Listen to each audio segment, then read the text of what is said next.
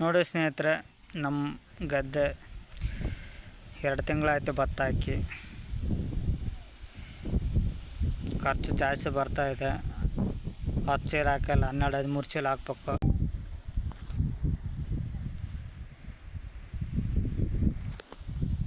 ನೋಡಿ ಸ್ನೇಹಿತರೆ, ನಮ್ಮ ಗದ್ದೆ ಹಾಕಿ 2 ತಿಂಗಳಾಗಿದೆ.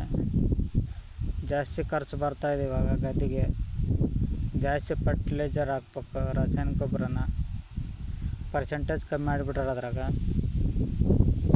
10 ಚೀಲ ಹಾಕಲ್ಲ, 12-13 ಚೀಲ ಹಾಕ್ಬೇಕು. ಯೂರಿಯಾ ಸರಿ ಸಿಗ್ತಾಯಿಲ್ಲ.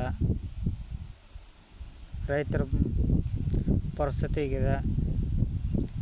2 ತಿಂಗಳಾಗಿದೆ, ಭಾರಿ ಚೆನ್ನಾಗಿ ಬಂದಿದೆ. ಸುಳಿ ಒಣಗ್ತಾಯಿದೆ. ಮೊನ್ನೆ ಔಷಧಿ ಹೊಡೆದಿದ್ದೀವಿ,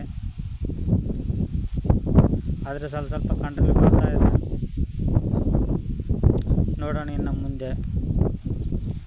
ಇವಾಗ ಚೆನ್ನಾಗಿದೆ. ಫರ್ಟಿಲೈಸರಲ್ಲಿ ಸರಿಗೆ